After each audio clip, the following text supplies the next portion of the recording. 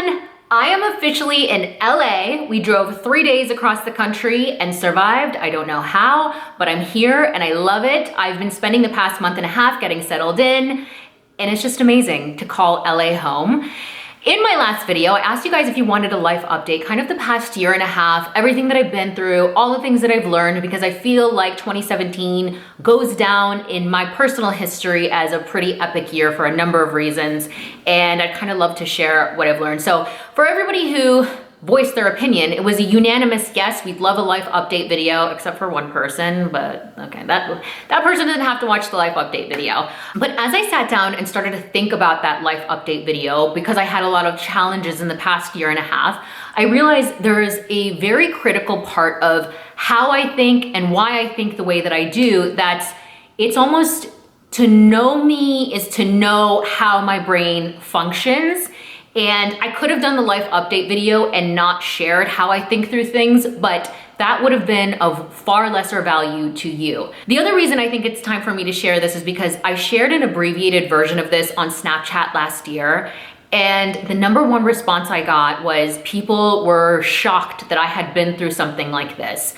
And what I'm referring to is me being very depressed and suicidal. And I think it was difficult for people to imagine me being in that state and then living the life that I'm living now, which is pretty incredible, and me turning my life around. I remember thinking how important it was for me moving forward to share my failures, to share the mistakes that I make, because I never ever want you guys to think I have it figured out, that my life is perfect, that I have all the answers. I'm evolving just as much as you're evolving.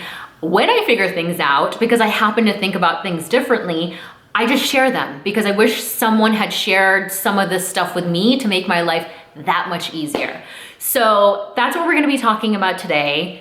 Today, I tell you the story of how I was made in the dark. So it's about 5 years ago now. I was 27 years old at the time, and I was incredibly depressed and suicidal. By the way, this is gonna be a long story, long video, so if you wanna grab snacks and some tissues, I think I'm gonna cry, we can cry together. Being depressed and suicidal is something that I never thought in my life I would be.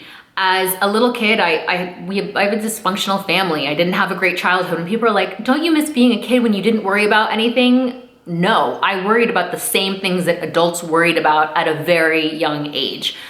I didn't have a great childhood. I would never go back to my childhood, to put it simply. But I still had a lot of hope. I was incredibly optimistic, and I always thought, life has to get better. This can't be it for me. So I clung on to that very dearly. Like, that's what I feel like kept me going, is knowing that one day life wouldn't be like this anymore.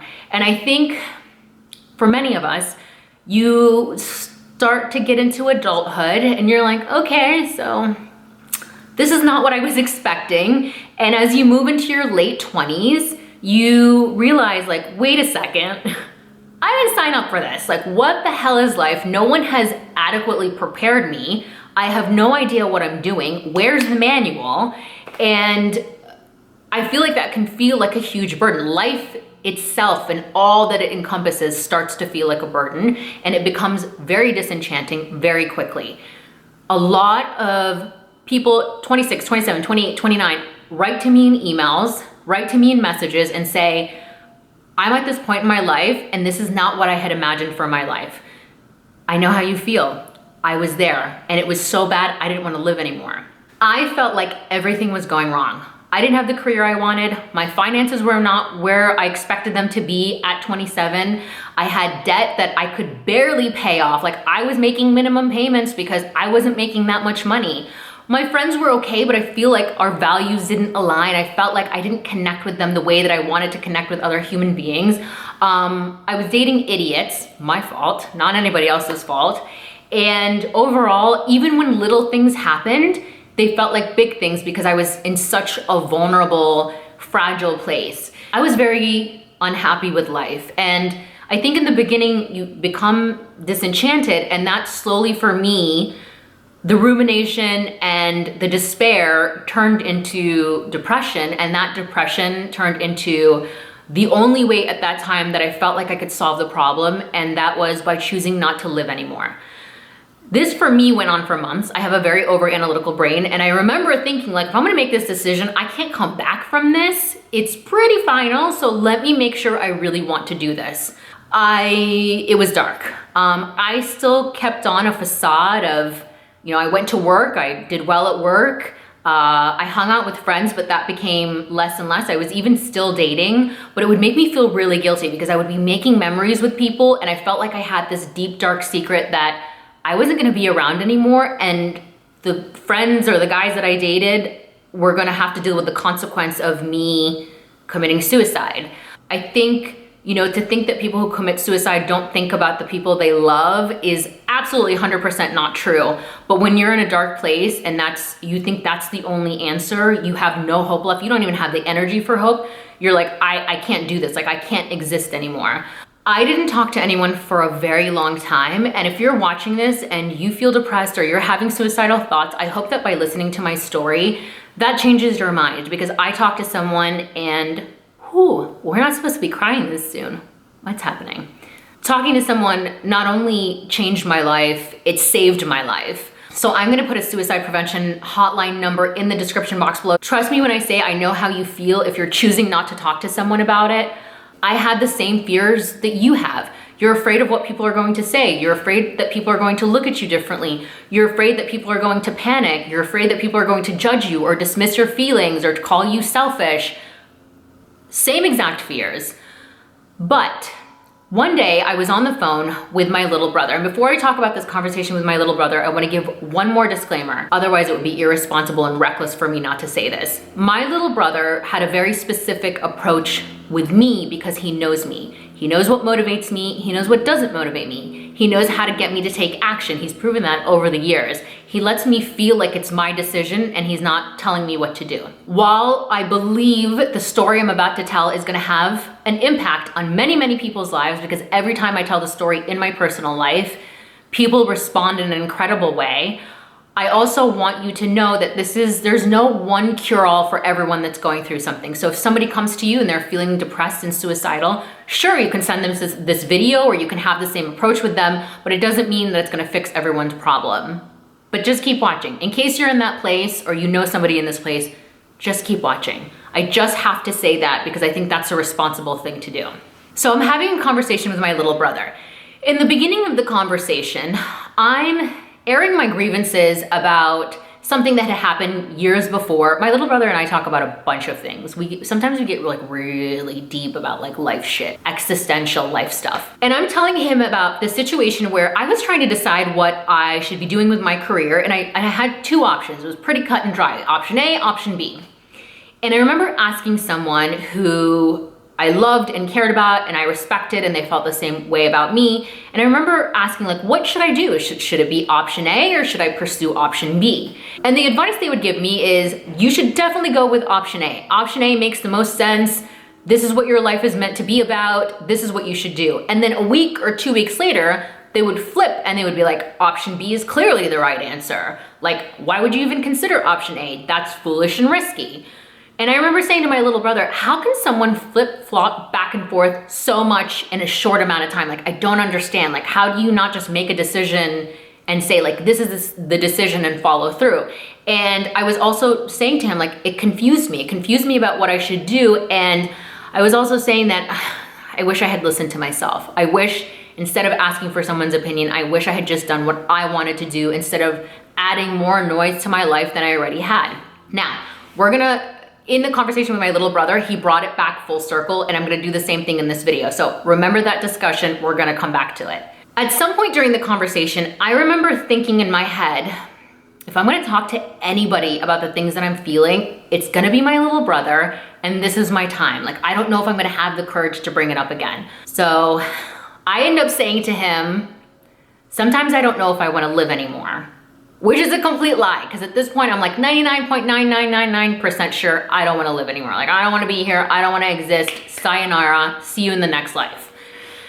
And it was me dipping my toe in the water and making sure that it was a safe space for me to be that vulnerable with someone. And immediately, based on my little brother's response, I knew that I was going to be okay, that I wasn't going to get battered or I wasn't going to get dismissed. He said to me in a very warm tone, he said, Why do you feel like that? And I let it all out. I started making my list. I'm like, friends, career, money, debt, blah, blah, blah. All of these things that I felt like weighing down on me that I had no hope about any longer. And I also, one of the grievances that I had was there was just so many things. It wasn't one thing that was wrong and I had no solutions. He does the amazing thing of meeting me in my dark place. Empathy at its finest. And he's incredible. He's an incredible listener. His empathy is better than anyone's that I've ever met. So he does the amazing thing of meeting me in my dark place without turning the focus on himself, but by giving me words to my feelings and creating analogies and anecdotes where I'm listening to him and I'm like, oh my God, that's exactly how I feel. Oh my God, I don't feel alone. Oh my God, somebody else has felt this. Brilliant. He's just brilliant. It's part of his genius. The next thing he does is he breaks my emotional state, and he knows how much I love to laugh. That's a coping mechanism for me, and it reminds me life's not that serious. And truly, this is the truth. Life's not that serious. Then he says something to me, like we start playing imaginary games. He says, I have this fantasy that I want to fake my own death. So everyone I know right now thinks that I'm dead and then move to another part of the world and just start over. And I'm like, whoa, wait a second. How do I do that? Now, just through imaginary games, I'm thinking through my life and how amazing it would be to just fake my own death, be done with everything that I'm dealing with. My problems would all go away, right? Like my debt would be cleared. I'd get to go do whatever the hell I wanted to do in terms of a job. The cool thing that we were saying is that you would get to take everything that you've learned and all the experiences that you've had and start over. It's almost like hitting reset on a game, right? Like hitting reset on Nintendo. Like I know how far I have to jump to like get over this hole, or I know what villain is coming up and I know how to deal with this villain. I wish that I could have hit reset on my life. Then my brother asks me a question. He says to me, so if you could fake your own death, move to another part of the world, start over, would you choose to live? And I said, of course, all my problems would be gone. Everything I just complained to you about, gone. And then he says the thing that saved my life. He says to me, so you don't want to die, you just want to be free. Here come the tears. Immediately, my mind is blown. I'm like, oh my God. 1,000 light bulbs go on. And I feel like I don't want to die, which is something that I hadn't felt for months. For months, I was like, yep, don't want to be here, don't want to exist. When can this all be over? And immediately my mind is like, this is what we've been looking for. This is the solution that we didn't come up with ourselves, but it's the answer to everything. And he nonchalantly then says, all right, well, why don't you stick around for a little while, figure out what you can do to be a little more free, and if you still feel like this in a year, let's have a conversation about it. No pressure, like no burden, not telling me what to do, very casual about it. And I'm like, yeah, I can do that. I can do it because I haven't explored this solution. I thought I explored everything, but here's one more thing that to me is worth taking a shot. I felt in that moment that it was almost like life was a very complicated math problem. And my little brother is like, here's the equation. Here's how you solve this problem. I immediately started to feel more free. I immediately was like, I have a course of action that I need to try. Now, the very first thing that he tasks me with is he tells me, stop asking people what you should be doing with your life. My how to stop caring what people think of you, that's the premise of that entire video, and arguably the most important video I have ever made on YouTube in the almost 9 years that I've been on this channel. When you guys have the same response to that video that I had to my little brother when he first enlightened me, it makes me so happy because I feel like I'm setting you free. I took what he told me and over the years have built upon it, and I will continue to build upon it, and I'll continue to share what I learn as I live. But he told me, stop asking mom and dad, stop asking our siblings, stop asking me, stop asking experts, stop asking everyone what you should be doing with your life. You know what you should be doing with your life. Then he circles back to that conversation about me asking this person whom I love and trust about what I should be doing with my career. Option A, option B. And he explains it very simply. And I feel like I have a revelation when he tells me this. He says, that person kept flipping, flopping back and forth, option A, option B, based on what was going on in their life, okay? So if they had a good week at work, it was like, yeah, keep a stable job. If they had a bad week at work, it was like, yes, take the risk and go out on your own.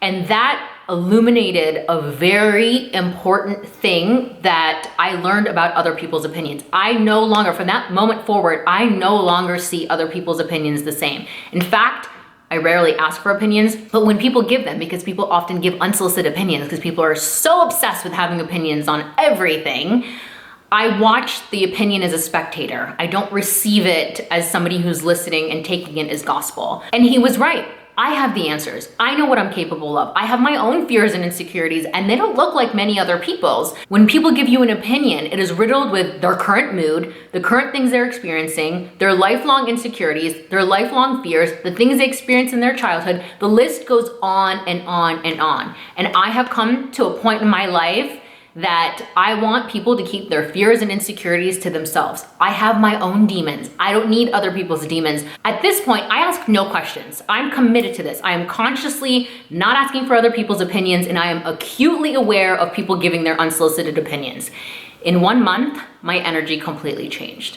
I now feel more powerful. Now I'm beginning to trust myself. And the cool thing about self-trust is the more that you do it, the more that you feel it. The more you trust yourself, the more you trust yourself. Month 1, I'm not asking for opinions. I'm deciding, like, do I want to make this career switch? Do I want to do this? And I'm also thinking through, asking myself, what is making me feel not free, and what do I need to do about it? And it turns out that there are a multitude of solutions. There are many things that I can try, but I have this newfound vigor that I never had before. This newfound determination where I'm like, my life depends on me figuring out how to be more free.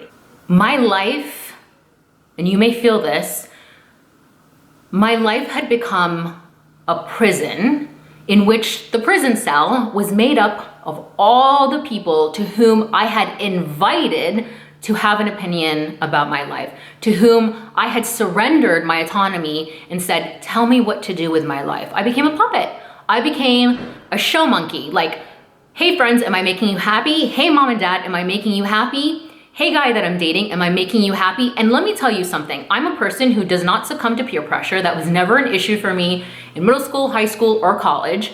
I'm a pretty independent thinker. In general, I do what I want. And even I became that person that still wanted approval from people. I wanted validation. I wanted permission. And on that spectrum of, me being independent, I was pretty independent. And even I ended up in that spot. I also want to add this. Your natural reaction might be, if you're realizing this and this is resonating with you, your natural reaction might be to get upset and to get angry. I wanted to be angry until I realized the burden was on me. I did that. I let other people have a say in my life. But the empowering thing was, just like I let people dictate my life, I could also take the power away from them and give the power back to myself. So I had no right to be angry, cruel, to be a bitch, to be an asshole, to be violent about it. If anything, I felt like I had the power to change things like this. And that is how quickly things started to change.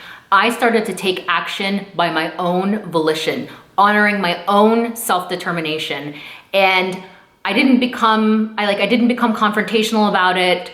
It took me a while to start to learn to draw boundaries. That was something that in general, that's something that's very important for interacting with other people and people giving you their opinions or trying to control you in your life. But at that time, if anything, it made me more composed and more confident because I felt like I was walking through life knowing the secret to life. The other thing you should keep in mind is if you're feeling this in your core and you're like, this is my answer, this is also something that's gonna change my life, you can't expect life to just be easy. You can't say, okay, now I've had this revelation, now I wanna be more free. It doesn't mean that life is now going to be without obstacles. It just means you should believe in your own resilience and your own strength and your own determination to overcome anything that comes up. And I think that's the other half of this story and this pivotal moment in my life is, when I get into a deep, dark place or I feel those emotions coming on, I immediately ask myself, do I feel free? And if not, methodically, how do I make myself feel more free? What are the things that are making me feel like I'm not honoring myself? And then I also never ever cower from darkness. That time in my life was pitch black. I have never known darkness like that, and I hope that I never have to know darkness like that again. But should it show up in another form by another vessel, I'm gonna bet on myself. Being made in the dark, which is something that kind of has become my personal saying. It's that I was made in the dark, I'm being made in the dark, I'm going to be made in the dark. The darkness made me who I am. It taught me my favorite things about myself. My favorite character traits came from moments of darkness. My empathy, kindness, compassion, strength, resilience, understanding other people, not judging other people, not imposing my values or my beliefs on other people. The list goes on and on. All those things came from trials and tribulations.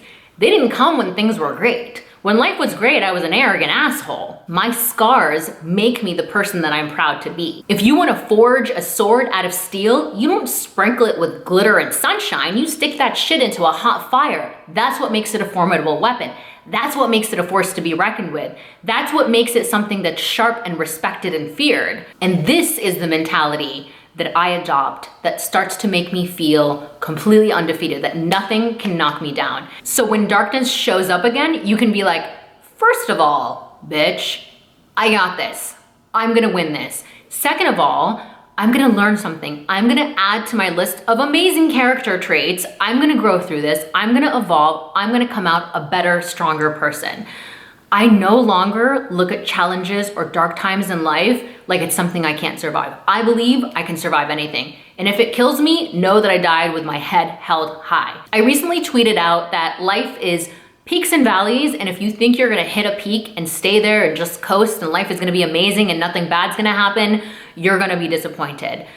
Life is fluid. Things come up all the time. Not everything is in your control. You should not try to control everything. That's impossible and it will cause you to be miserable. And it's also not about the opposite end of the spectrum where it's like you hit a peak and you just wait for something to go wrong because you're like, oh, this is just life, something's gonna go wrong, because that's a self-esteem issue. To hit a peak in your life, to have success or to have joy or to have things that you've wanted and to accomplish things and then to feel like, oh my God, the other shoe is gonna drop, that's a self-esteem issue. That's an issue of not feeling worthy or deserving of good things in life. Instead, the mentality that I have is when I'm at a peak, when amazing things are happening, I relish them so much more. But should something come up, and you're gonna see this in my life update video, should something come up, I'm gonna rise to the occasion. I will bet on me, always. And it's this twofold approach that helped me turn my life around. This is how I think. And in the life update video, you'll get to see these processes in action as I talk through, the difficult things that came up in my life and how I responded to them. I want to finish by saying, if you are in a dark place and you feel like you have no hope and you're searching for the light is not outside you. That was the brilliant thing about how my brother helped me. If he was sitting with me right now, he would tell you he didn't give me any answers. I had all the answers. He told me I had all the answers. He helped me find my way out of this dark maze, but he helped me trust myself, and he did it without imposing his values or his beliefs on me, and he empowered me to find my way out. It's one of the reasons that I fucking love him. Now, you guys now understand why I adore my little brother. He's amazing. I truly hope from the bottom of my heart, all of a sudden I wanna cry about it again. Why, Nur, why? I truly hope this video has helped you in some way. Even if you're not in a place where you feel depressed and suicidal, but you feel stuck and you feel disenchanted with life and you're like, I don't know which way to go, I want you to ask yourself, do you feel free? Have you lived your life for other people, or have you lived your life for yourself?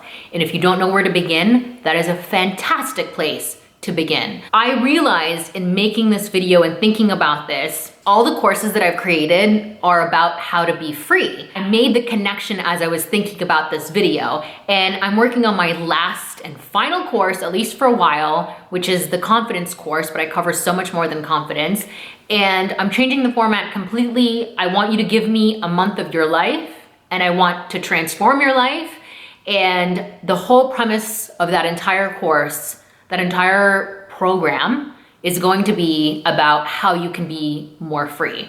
That's something that I've been working on the past 2 weeks pretty heavily, and I realized, like, having this realization about me feeling free is what saved my life.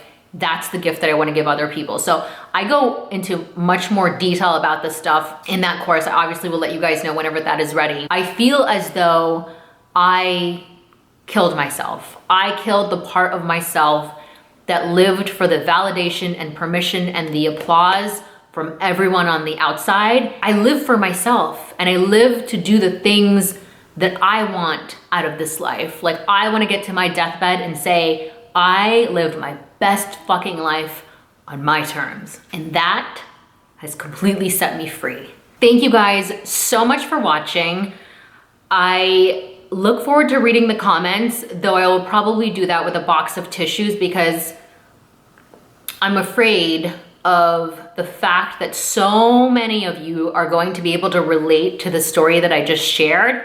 It's still heartbreaking. Even though I myself was there, I think what makes it even more heartbreaking is I was there and I know how you feel, and I know how hopeless it feels, and I know how difficult life is when you're in that space.